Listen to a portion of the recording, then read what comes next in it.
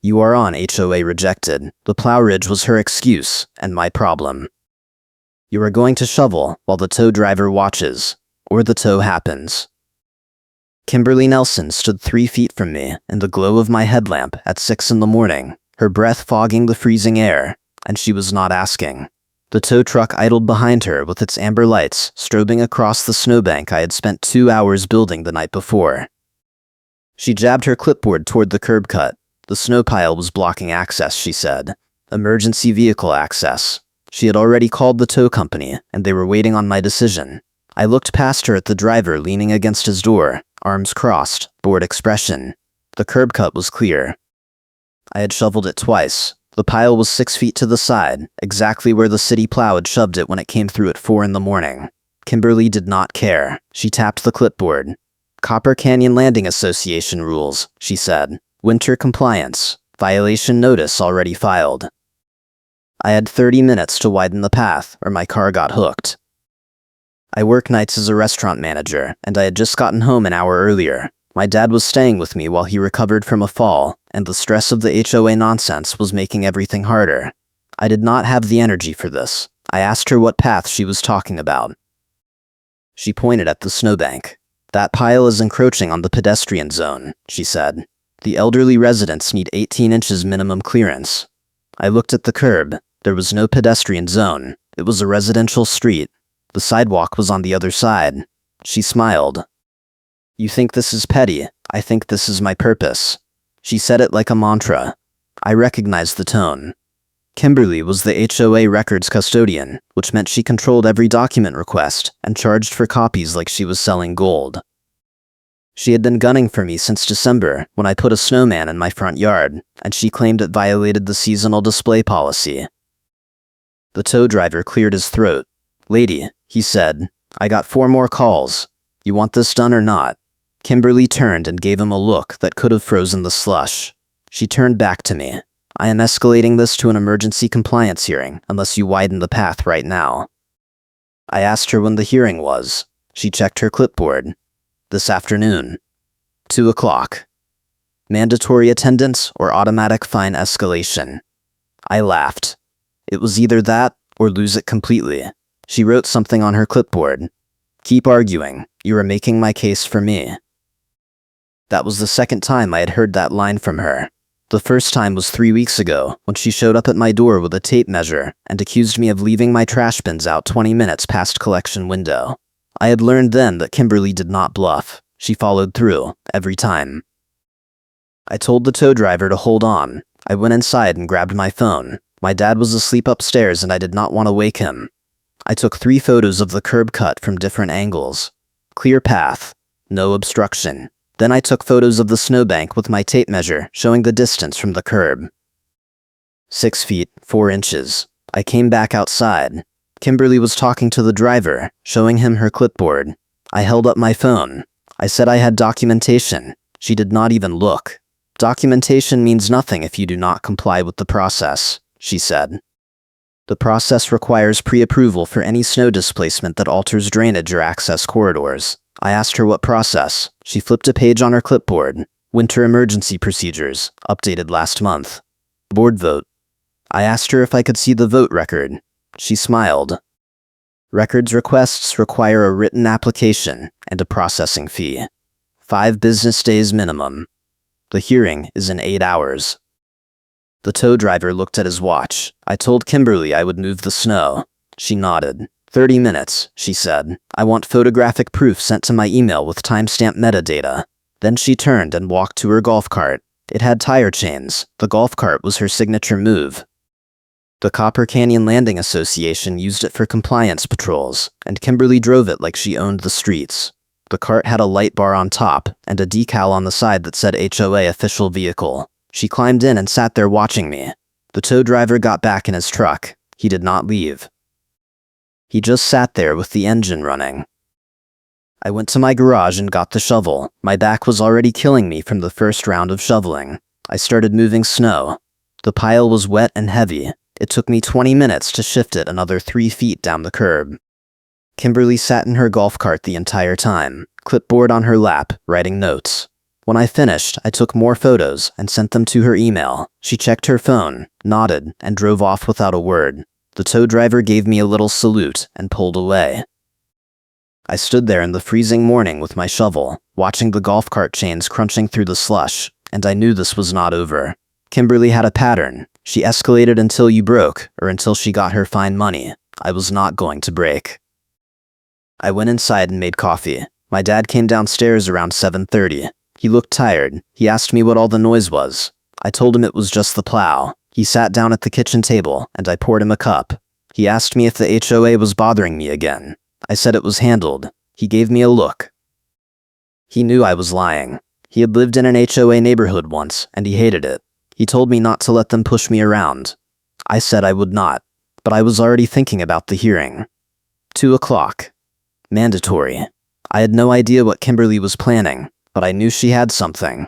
She always did.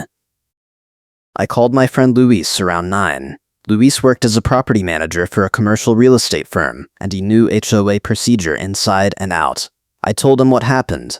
He asked me if I had copies of the HOA rules. I said I had the packet they gave me when I moved in 2 years ago. He said that was not good enough. HOAs amended rules all the time, and they buried the changes in board minutes. He told me to file a records request immediately. Get everything. Meeting minutes, board votes, rule amendments, enforcement logs. I told him Kimberly controlled the records, and she charged $5 a page. He said do it anyway. You need proof that she is applying rules selectively. I asked him what he meant. He said if the HOA is enforcing snow rules against you, but not against other homeowners, that is discrimination. You can fight it, but you need documentation. I hung up and wrote the records request. I kept it short. I wanted copies of all board meeting minutes from the last 12 months, all rule amendments, all enforcement actions related to snow and ice, and all compliance patrol logs. I emailed it to Kimberly. She replied in 10 minutes. Your request has been received. Processing fee is $275. Payment required before document production begins. Estimated delivery time is 7 business days. I stared at the email. $275. For copies, I called Luis back. He said that was typical. HOAs used records fees as a weapon. He told me to pay it and document everything. Get receipts. If she is overcharging, you can challenge it later. I paid the fee through the HOA portal. Kimberly sent me a payment confirmation with no other text. The hearing was at the HOA office, which was a converted garage unit at the front of the neighborhood. I showed up at 2. Kimberly was already there with 2 other board members. One was a retired accountant named Gerald, who nodded at me but did not say anything. The other was a woman named Diane, who ran the landscaping committee and always looked like she had just smelled something bad. Kimberly sat at the head of the folding table with her clipboard. She had added more colored tabs. I sat down across from them. Gerald asked me if I wanted to make an opening statement. I said I wanted to know what rule I had violated. Kimberly slid a printed page across the table. Winter Emergency Access and Safety Compliance Policy, adopted by emergency board vote on January 4th. I looked at the date.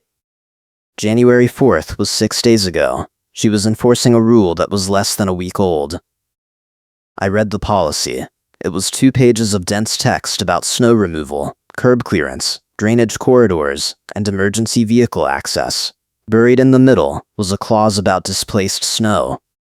Any snow removed from driveways or walkways must be placed in a manner that does not obstruct pedestrian pathways, vehicular access, drainage systems, or sightlines. Violations subject to immediate compliance action and fines up to $500 per day. I looked up at Kimberly. I asked her where the pedestrian pathway was on my street. She pointed to a map on the wall. It showed the neighborhood streets with colored overlays. My street had a yellow stripe along one side. Designated pedestrian corridor, she said. All streets in Copper Canyon Landing have pedestrian corridors as of the January 4th policy update. I asked her if there were signs. She said signs were not required. Homeowners are responsible for knowing the rules. Diane spoke up. She said the pedestrian corridors were necessary because the neighborhood sidewalks were not always cleared in time.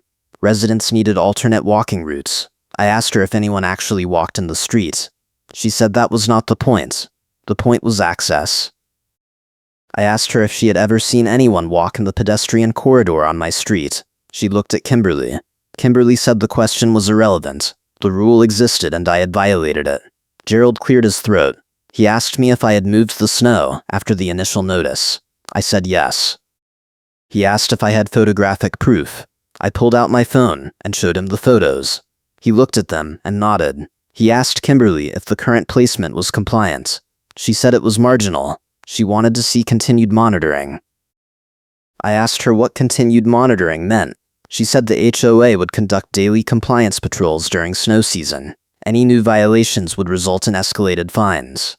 I asked her how much the fine was for today. She checked her clipboard. First violation is $250. I said I had already moved the snow before she issued a formal notice. She said the tow truck call constituted formal notice. I asked her for a copy of the notice. She said it would be included in the records request I had filed. That would be ready in 7 business days. I asked her how I was supposed to defend myself at a hearing if I did not have access to the notice. She smiled. You think this is petty. I think this is my purpose. Gerald looked uncomfortable. He said he thought we should table the fine until the records request was complete. Diane said that would set a bad precedent. Kimberly agreed. She said if homeowners could delay fines by filing records requests, the entire enforcement system would collapse. I said that was not what I was asking for. I just wanted to see the documentation before I was fined. Kimberly said the hearing was not a trial. It was a compliance review. The board had discretion. Gerald asked if there were any other violations on record for me. Kimberly flipped through her clipboard.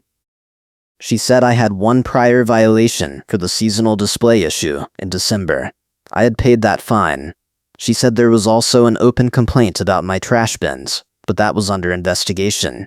I asked her what investigation. She said she could not discuss open complaints.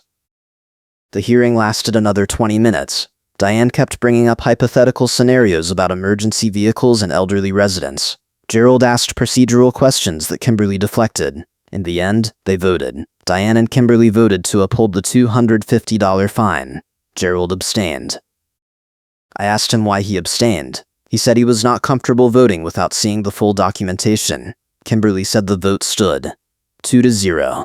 She handed me a printed invoice. Payment due within 14 days, or the fine would escalate to $500 plus a lien filing fee. I took the invoice and left. I sat in my car outside the HOA office and called Luis. I told him what happened. He asked me if they had shown me the board vote that adopted the January 4th policy. I said no. He said that was a red flag. Emergency board votes were supposed to be documented and made available to homeowners within 48 hours. If Kimberly was stonewalling the records request, she might be hiding something. He told me to document everything and to start taking photos of other homeowners. If you can prove selective enforcement, you have a case. I asked him what kind of case. He said small claims maybe, or a demand letter from an attorney. It depended on how dirty the HOA was willing to get. I drove home and started taking photos. My neighborhood had 23 houses. I drove past every one of them. 11 had snow piles on the curb. 3 had snow piles that were bigger than mine and clearly blocking what Kimberly would call pedestrian corridors. I took photos of all of them. I noted the addresses. I checked the HOA enforcement portal online. None of those addresses had violations listed. I took screenshots. Then I went back to my house and started building a file. Photos, timestamps, addresses, screenshots. Luis was right. Kimberly was enforcing selectively. She was targeting me. The next morning, I woke up to find an envelope taped to my front door. It was from the HOA. Inside was a notice of escalation. The compliance patrol had conducted a follow-up inspection and determined that my snow pile placement was still inadequate. New fine, $500. Effective immediately. I looked outside. The snow pile had not moved. It was exactly where I had left it after shoveling the day before. I took photos of the pile and the notice. Then I saw the golf cart. Kimberly was parked at the end of my driveway with her clipboard. She waved at me. I walked down to meet her. She said the patrol had flagged my property again. I asked her when. She said last night at 8:15. I asked her who conducted the patrol. She said it was a volunteer patrol and the names were confidential. I asked her for the patrol log. She said that was part of the records request. 7 business days. I told her I had photos proving the snow pile had not moved. She said photos did not prove compliance. Compliance required adherence to the policy, and the policy was subject to interpretation by the board. I asked her who interpreted it. She tapped her clipboard. I do. I am the records custodian and compliance officer. I asked her if she had any training in snow removal or pedestrian safety. She said training was not required. Board authority was sufficient. I went back inside and called Luis. I told him about the escalation. He said it sounded like harassment. He asked me if I had video. I said I had a doorbell camera, but it was capped by drifting snow, and I had not cleared it yet. He told me to clear it immediately and to get continuous recording. If Kimberly is making up patrol inspections, you need proof. I went outside and cleared the camera. It took 10 minutes. The snow was frozen, and I had to use a scraper. When I got back inside, I checked the footage. The camera had caught Kimberly parking her golf cart at the end of my driveway at 8:17 the night before. She had sat there for 3 minutes, writing on her clipboard, and then driven off. She never got out of the cart. She never walked up to inspect the snow pile. She had written the escalation notice from the street. I downloaded the clip and sent it to Luis. He called me back in 5 minutes. He said that was gold. If she is filing violations without actual inspections, that is fraud. You need to take this to the board. I told him Kimberly was on the board. He said take it to the management company. Every HOA had a management company that handled financials and compliance. They were supposed to oversee the board and prevent abuse. I asked him who the management company was. He told me to check my HOA documents. It would be listed in the governance section. I found the documents. The management company was Pacific HOA Services, based in San Francisco. I called them.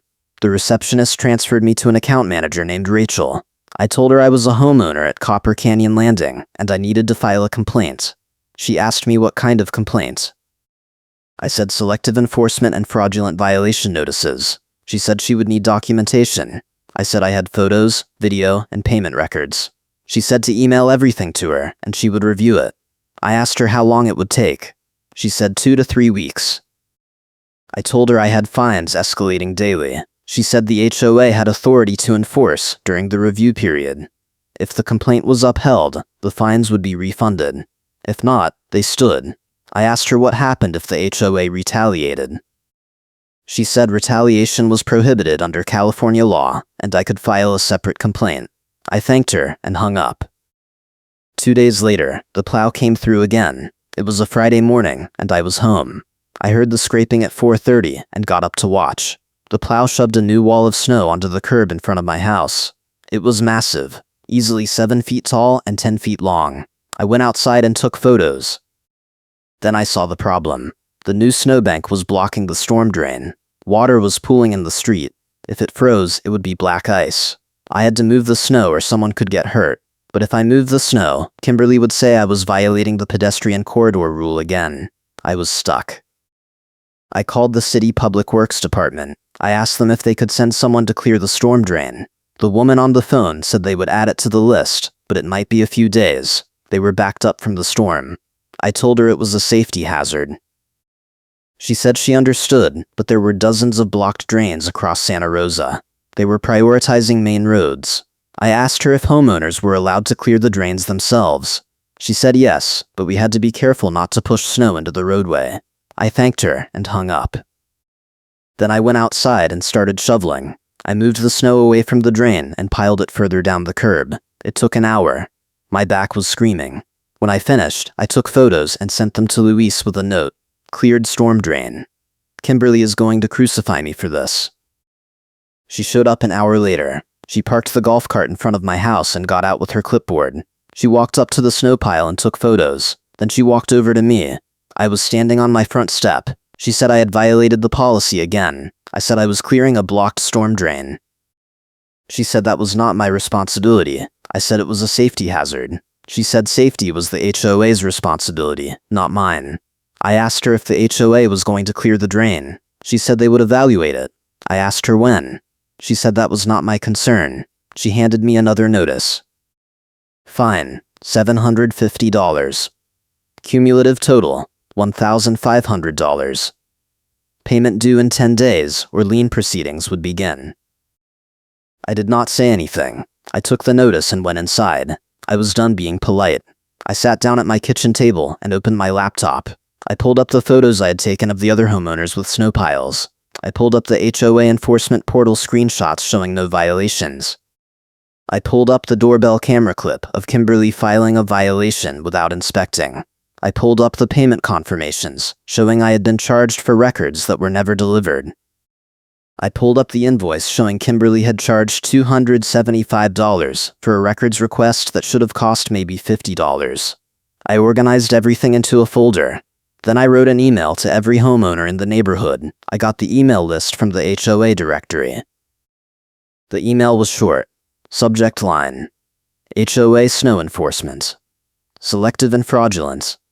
Body: I have been fined over $1,500 for snow pile placement, while at least 10 other homeowners have identical or worse violations with no enforcement. I have video evidence of the compliance officer filing violations without inspecting properties.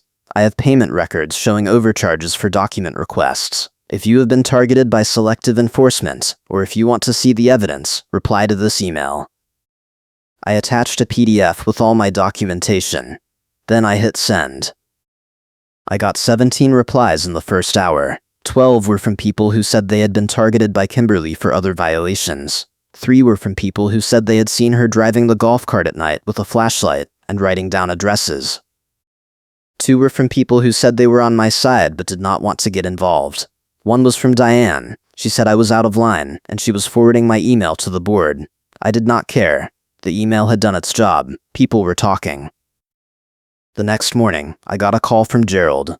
He said he wanted to meet with me privately. I asked him why. He said he was uncomfortable with how the snow enforcement was being handled, and he wanted to hear my side. I said I had already given my side at the hearing. He said he had not seen the documentation I had sent to the neighborhood. He wanted to review it. I asked him if Kimberly knew he was calling me. He said no. I said I would meet him. We met at a coffee shop in downtown Santa Rosa. Gerald was in his 70s, gray hair, glasses, the kind of guy who still wore a tie to run errands. He sat down across from me with a folder. He said he had printed out my email and all the attachments. He had also requested the board meeting minutes from January 4th. Kimberly had charged him $50 for 5 pages. He said that was excessive, but he had paid it. He slid the minutes across the table. I read them. The January 4th meeting had 3 board members present: Kimberly, Diane, and a guy named Tom, who was the treasurer. The minutes showed a vote to adopt the Winter Emergency Access and Safety Compliance Policy. The vote was 2-1. Tom had voted no. His objection was recorded. Policy is overly broad and lacks clear standards. Gerald was not present at the meeting. He said he had been out of town. He said the meeting was called on 2 days' notice, which was technically allowed for emergency sessions, but he thought it was suspicious.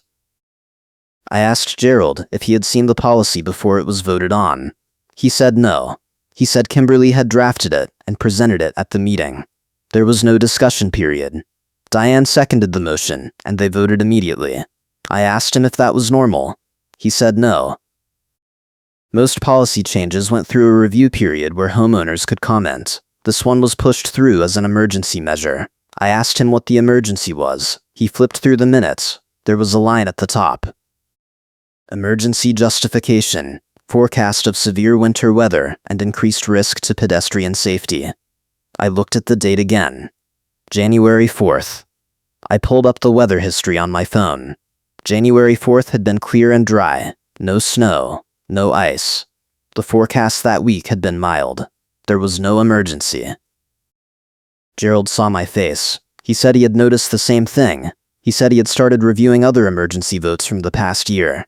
Kimberly had pushed through 5 policies using emergency sessions. All of them had been adopted with minimal notice and no homeowner input. All of them had expanded enforcement authority. I asked him why he was telling me this. He said he did not like what the board had become. He had joined because he wanted to help the neighborhood. Kimberly had turned it into a compliance machine. He said he was planning to resign after this term. I asked him if he would help me fight the fines. He said he would vote to reverse them if I could prove selective enforcement, but he could not do it alone. Diane always voted with Kimberly. I would need to get Tom on my side. I asked Gerald how I could reach Tom. He said Tom was hard to get a hold of. He traveled a lot for work, but he would be at the next board meeting. I asked when that was. Gerald said it was scheduled for next Thursday. I asked if I could attend. He said board meetings were open to homeowners, but public comment was limited to 3 minutes. I said that was fine. I would take 3 minutes. Gerald nodded. He said he would support me, but he warned me. Kimberly is not going to back down. She thinks she is protecting the neighborhood. I said I did not care what she thought. She was abusing her authority, and I was going to prove it. I spent the next 5 days preparing. I printed out every piece of documentation. I organized it into a binder, photos of the snow piles, screenshots of the enforcement portal, doorbell camera footage printed as stills, payment records showing overcharges. I also drove around the neighborhood every morning and took new photos. 3 more homeowners had snow piles blocking pedestrian corridors. None of them had violations. I added those to the binder. I rehearsed my 3-minute statement. I timed it. I cut out anything that was not essential. I was ready. Thursday came. The board meeting was at 7 in the evening at the HOA office. I showed up at 6:45. Kimberly was already there setting up the folding chairs. She saw me and did not say anything. Diane arrived a few minutes later. Tom showed up at 7 on the dot. He was younger than I expected, maybe mid-40s, wearing a fleece jacket and jeans. He nodded at me. Gerald was the last to arrive. He sat down next to Tom. Kimberly called the meeting to order. There were 3 other homeowners in the room. One was a woman who had emailed me back. The other 2 I did not recognize. Kimberly ran through the agenda. Budget review. Landscaping update. Violation enforcement report. She got to the enforcement report and pulled out her clipboard. She said there had been 15 violations issued in January. 10 for snow-related issues. 5 for other compliance matters. She did not name the homeowners. She just listed the violation types and the fine amounts. Total collected, $4,200. Gerald asked her how many of the snow violations had been resolved. She said 8. 2 were still open. I raised my hand. Kimberly looked at me. She said public comment was at the end of the agenda. I said I wanted to comment on the enforcement report. She said that was not how the process worked. I could speak during public comment. I sat back and waited. The meeting dragged on. Budget review took 30 minutes. Landscaping update took another 20. By the time Kimberly got to public comment, it was almost 8:30. She asked if anyone wanted to speak. I stood up. I walked to the front of the room with my binder. I set it on the table. I said I wanted to address the snow enforcement policy. Kimberly said I had 3 minutes. I started. I said I had been fined $1,500 for snow pile placement under a policy that was adopted in an emergency session with no homeowner input. I said the emergency justification was false because there was no severe weather on the date of the vote. I said I had evidence of selective enforcement. I opened the binder and showed the photos of other homeowners with snow piles. I said none of them had been fined. I showed the screenshots of the enforcement portal. I said Kimberly was targeting me while ignoring identical violations from other residents. I said I had video evidence of Kimberly filing violations without conducting inspections. I played the doorbell camera clip on my phone and held it up so the board could see. The clip showed Kimberly sitting in the golf cart, writing on her clipboard, and driving away without getting out. Kimberly interrupted. She said the clip was taken out of context. She said the compliance patrol included visual inspections from the street. She did not need to walk up to every property. I said the policy required on-site verification. She said the policy did not specify proximity. I asked her to show me where it said that. She flipped through her clipboard. She said it was implied in the enforcement guidelines. I asked her to produce the enforcement guidelines. She said they were internal board documents. I said homeowners had a right to see them. She said that was not how it worked. Gerald cleared his throat. He said he wanted to see the enforcement guidelines too. Kimberly glared at him. Tom spoke up.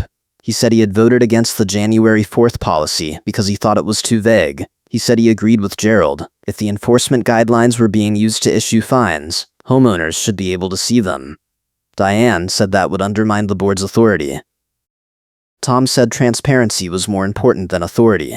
Kimberly said the discussion was out of order. We were in public comment, not board deliberation. I said my 3 minutes were not up. I had one more thing. I pulled out the payment records. I said Kimberly had charged me $275 for a records request, and I still had not received the documents. I said Gerald had been charged $50 for 5 pages. I said the overcharges were a separate violation of California Civil Code Section 5200, which capped records fees at actual cost. Kimberly said I was misinterpreting the statute. I said I had consulted with a property manager, and he agreed with me. Tom asked Kimberly how much the HOA charged for copies. She said it depended on the complexity of the request. He asked her what the per-page rate was. She said there was no per-page rate. It was calculated based on staff time. He asked her who the staff was. She said she was the staff. He asked her how much she charged per hour. She said that was confidential. Tom looked at Gerald. Gerald shrugged. Tom said he wanted to see the fee schedule at the next meeting. Kimberly said there was no fee schedule. Tom said then we need to create one. Diane said that was not necessary. Tom said it was absolutely necessary if homeowners were being charged hundreds of dollars for document requests. If you are enjoying this story, hit that like button and subscribe for more HOA drama where the little guy fights back. My 3 minutes were up. Kimberly told me to sit down. I closed the binder and went back to my seat. The woman who had emailed me back leaned over and whispered that I had done a great job. I nodded. I felt like I had made some progress, but I knew Kimberly was not going to give up. The meeting continued. Diane tried to move on to new business, but Tom stopped her. He said he wanted to revisit the snow enforcement policy. He said based on what he had just heard, he thought the policy needed to be suspended until the board could review the enforcement guidelines and the fee structure. Diane said that was premature. Tom said fining homeowners without clear standards was premature. Gerald agreed. He said he would support a suspension. Kimberly said a suspension would create chaos. Tom said the current system was already creating chaos. They voted. Tom and Gerald voted to suspend the policy. Diane and Kimberly voted against. 2-2. Tie. Tom said a tie meant the motion failed. Gerald said they needed a tiebreaker. Diane said there was no tiebreaker mechanism in the bylaws. Tom said then the policy stood, but enforcement should be paused until the next meeting. Kimberly said that was not how votes worked. The policy was in effect, and enforcement would continue. Tom said he was the treasurer, and he was not authorizing any more fine collections until the fee structure was reviewed. Kimberly said he did not have that authority. Tom said actually he did. The bylaws gave the treasurer discretionary control over financial transactions. He could freeze fine collections pending board review. Kimberly looked like she wanted to explode. The meeting ended at 9:15. I walked out with Gerald and Tom. Gerald said that was the most contentious meeting he had been to in 5 years. Tom said it was necessary. He said he had suspected Kimberly was abusing her position, but he had not had proof.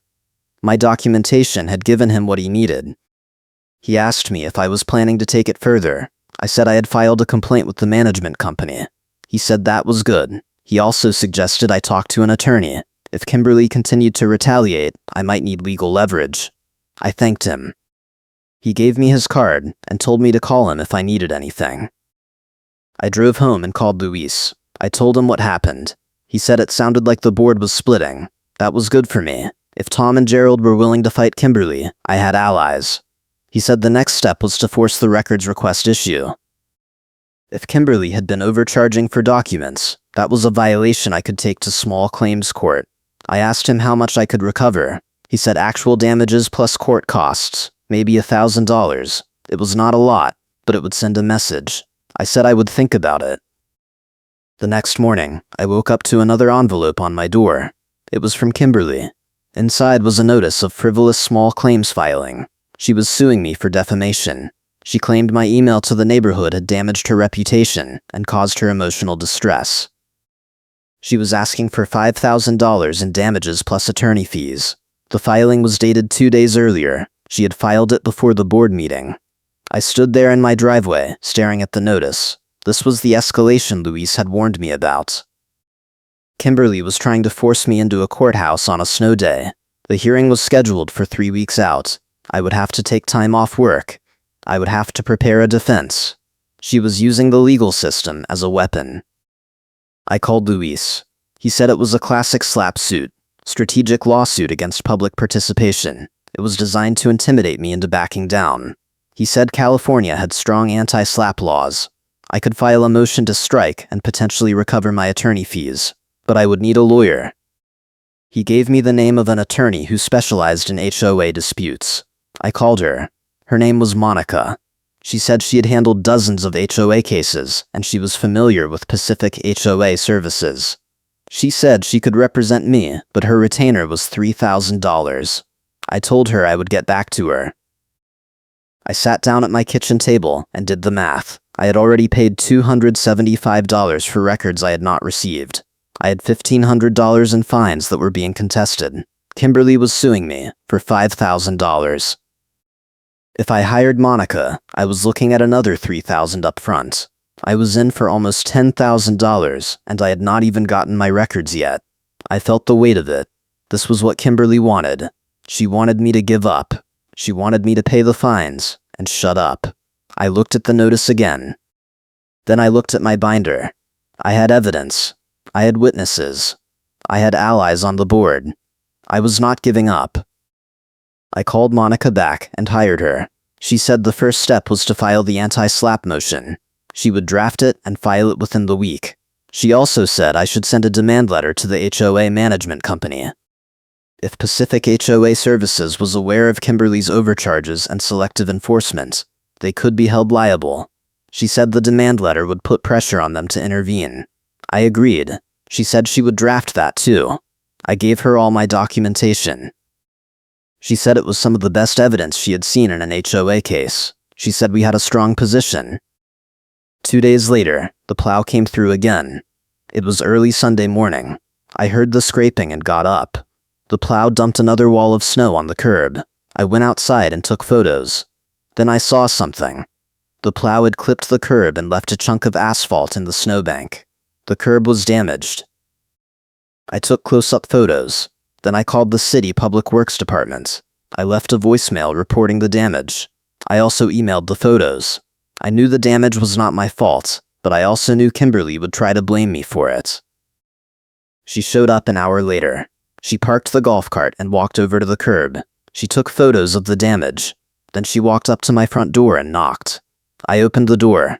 She said the HOA was holding me responsible for the curb damage. I said I did not damage the curb. The plow did. She said the plow would not have hit the curb if my snow pile had not been blocking the drainage corridor. I said that did not make sense. The plow driver hit the curb. She said homeowners were responsible for maintaining clear access for city vehicles. I asked her to show me where it said that in the HOA rules. She said it was in the winter policy. I asked her which section. She said she did not have time to debate. She was issuing a repair assessment. $1,200. Due in 10 days. I closed the door in her face. I called Monica. I told her about the curb assessment. She said it was absurd. The HOA could not hold me responsible for city contractor damage. She said she would add it to the demand letter. She also said the frivolous assessments were helping our case. Every time Kimberly escalated, she was building evidence of harassment. I asked her when the demand letter would go out.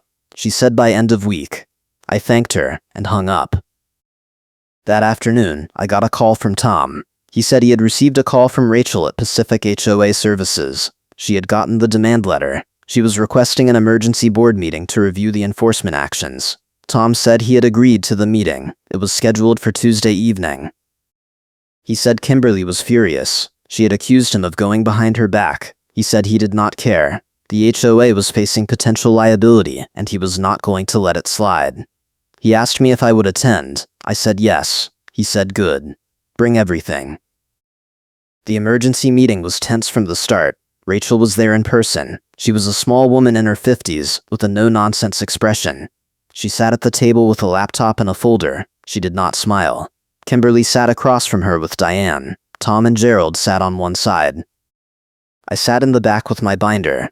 Rachel called the meeting to order. She said Pacific HOA Services had received a complaint and a demand letter regarding enforcement practices at Copper Canyon Landing.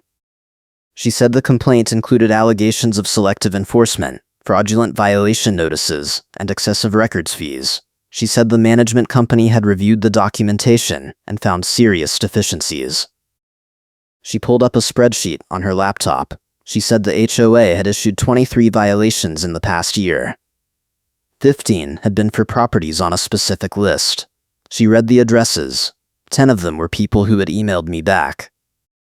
3 of them were people who had complained about Kimberly at previous meetings. She said the pattern suggested targeted enforcement.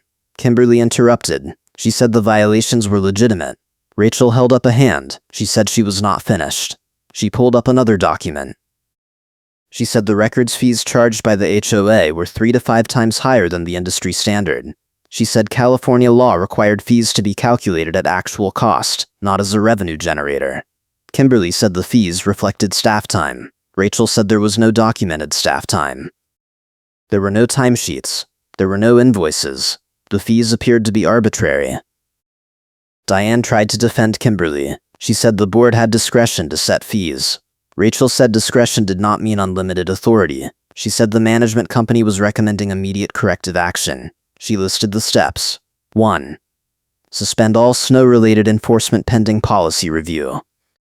2. Refund all fees and fines issued under the January 4th policy. 3. Create a transparent fee schedule for records requests. 4. Conduct an audit of enforcement actions to identify any additional selective enforcement patterns. She said if the board did not agree to these steps, Pacific HOA Services would terminate the management contract, and the board would be on its own. Kimberly looked like she had been hit with a brick. She said the management company could not dictate board policy. Rachel said actually they could. The management contract included a clause that allowed Pacific HOA Services to terminate for cause if the board engaged in practices that exposed the company to liability. Selective enforcement and excessive fees were both liability risks.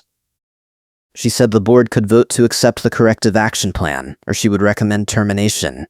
Tom said he would vote to accept. Gerald said he would too. Diane looked at Kimberly. Kimberly said nothing. Rachel said she needed a vote. Tom called for a vote. Tom and Gerald voted yes. Diane abstained. Kimberly voted no. 3-1. The corrective action plan passed.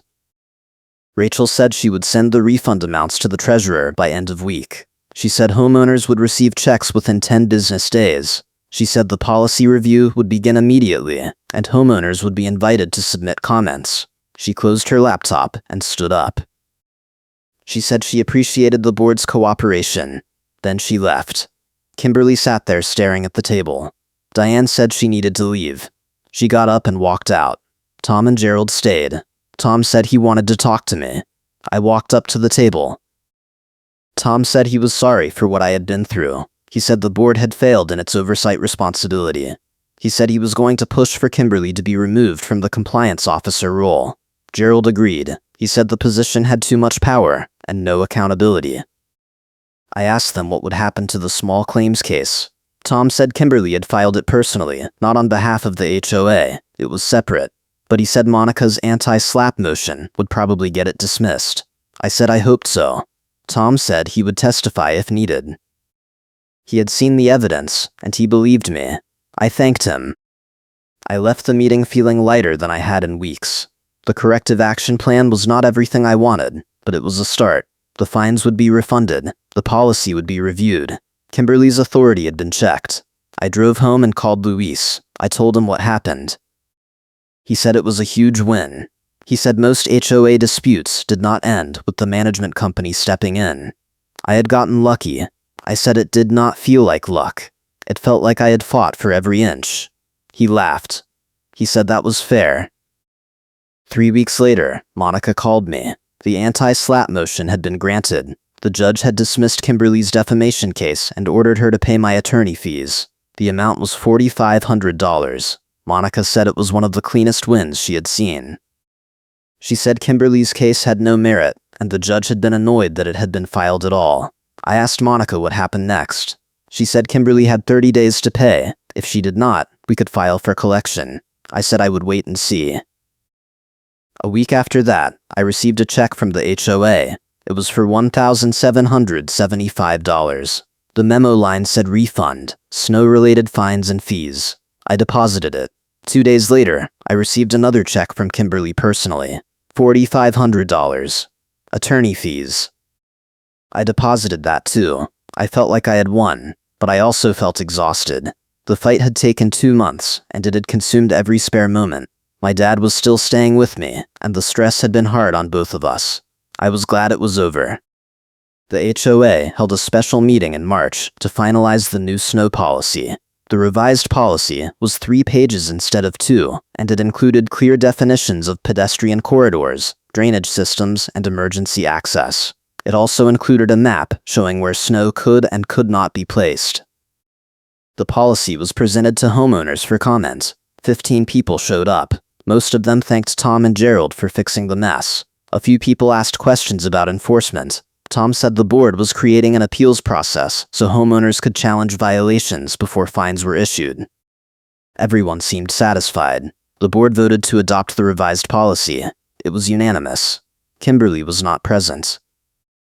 I found out later that Kimberly had resigned from the board. She had also moved out of the neighborhood. Someone told me she had taken a job in Arizona. I did not ask for details. I was just relieved she was gone. Tom and Gerald stayed on the board. They recruited 2 new members who were more interested in maintaining the neighborhood than enforcing petty rules. The golf cart with the tire chains was retired. The new board used email for compliance notifications, and they worked with homeowners instead of against them. But the story did not end there. In April, the city of Santa Rosa sent a letter to the HOA. The letter said the city had received multiple complaints about HOA interference with snow removal routes. The letter cited specific incidents where the HOA had blocked plow access and delayed emergency response. The letter warned that if the interference continued, the city would impose fines on the HOA and potentially revoke the neighborhood's private street designation. Tom called an emergency meeting. He read the letter out loud. He said the city was serious. If the HOA did not fix the problem, the neighborhood would lose control of its streets. Tom said he had reviewed the incidents. All of them involved Kimberly. She had set up traffic cones to block plow access during her compliance patrols. She had parked the golf cart in the middle of the street to conduct inspections. She had confronted plow drivers and demanded they follow HOA snow placement rules that did not exist. The city had documented everything. Tom said the board was going to send a formal apology to the city and commit to a policy of non-interference with municipal services. He also said the board was going to create a policy clarification that destroyed Karen's favorite tactic, using emergency sessions to push through rules without homeowner input. The new policy required all rule changes to go through a 30-day comment period unless there was a verified emergency with documentation. The board voted to adopt it. Unanimous again. The meeting turned into a venting session. Homeowners who had been targeted by Kimberly stood up and shared their stories. One woman said Kimberly had fined her for leaving her holiday lights up 2 days past the deadline. Another man said Kimberly had threatened to tow his car because his guest had parked in a visitor spot for 3 hours. A couple said Kimberly had tried to fine them for painting their front door a shade of blue that was not on the approved color list. The stories went on for an hour. By the end, everyone was laughing. Not because the stories were funny, but because Kimberly was gone and they could finally talk about it without fear. Tom closed the meeting by saying the board had learned a hard lesson. Power without accountability led to abuse. He said the board was committed to transparency and fairness going forward. He said homeowners should never be afraid to challenge the board. He looked at me when he said it. I nodded.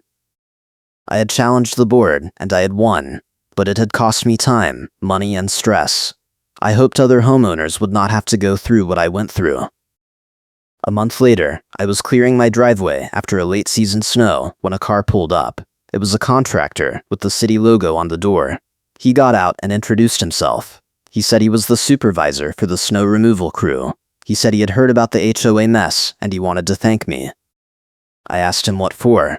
He said my complaint had triggered an audit of HOA interference across the city. The audit had found similar problems in 3 other neighborhoods. The city was now requiring all HOAs to sign a non-interference agreement before the next snow season. He said it was going to make his job a lot easier. I said I was glad I could help. He handed me his card and said if I ever had problems with the HOA again, I should call him directly. I thanked him, and he left. That night, I sat down with my dad and we watched a movie. He asked me if the HOA was still giving me trouble. I said no, it was over. He said he was proud of me for standing up to them. He said most people would have just paid the fines and moved on. I said I almost did, but I could not let Kimberly win. He nodded. He said sometimes you have to fight even when it is hard. I agreed. The neighborhood settled into a new normal. The snow melted. Spring came. The HOA sent out a newsletter with the revised policies and the new appeals process. Tom and Gerald were re-elected to the board. The new members were active and engaged. The golf cart was sold. The compliance patrol was replaced with a monthly neighborhood meeting where homeowners could raise concerns directly. It was not perfect, but it was better. I kept the binder. I kept all the documentation. I kept the doorbell camera footage. I did not know if I would ever need it again, but I wanted to be ready. Luis told me that was smart. He said HOAs had long memories and boards changed over time. He said I should stay vigilant. I said I would. In June, I got a check in the mail. It was from Kimberly. The amount was $275. The memo line said records request refund. There was no note. No apology. Just the check. I deposited it. That was the last I heard from her. The summer was quiet. The HOA focused on landscaping and pool maintenance. There were no new violations. No surprise fines. No emergency meetings. It felt strange. I had spent so much time fighting that I did not know what to do with the peace. But I adjusted. I worked my shifts at the restaurant. I spent time with my dad. I fixed up the house. I shoveled the driveway when it snowed the following winter, and nobody said a word. Looking back, I realized the whole mess had taught me something. HOAs only have as much power as homeowners give them. If you push back, if you document everything, if you find allies, you can win. It is not easy. It is not fast. But it is possible. Kimberly thought she could bully me into submission. She thought I would pay the fines and shut up. She was wrong. And in the end, her own tactics brought her down. The funny thing is, Kimberly's smug smile vanished when the room turned on her. That moment at the emergency meeting, when Rachel laid out the corrective action plan and Tom and Gerald voted against her, I saw her face. She had been so sure she was untouchable. She had been so sure the board would back her. When they did not, she crumbled. It was not dramatic. There was no shouting. She just sat there staring at the table, realizing she had lost. And the room, all the homeowners who had been targeted by her, they were not angry anymore. They were laughing. Not at her, exactly, but at the absurdity of it all. At the idea that one person could cause so much chaos over snow piles and clipboards and pedestrian corridors that did not exist. The outcome was clear. The HOA refunded the snow-related fines and fees. The city warned the HOA to stop interfering with snow routes, and the board publicly reversed Karen's policy to avoid municipal fines. Kimberly Nelson was outvoted so hard the room laughed. And the board adopted a policy clarification that destroyed Karen's favorite tactic, emergency sessions without homeowner input. It was over. She was gone. And the neighborhood was better for it. I will be back with another HOA story soon.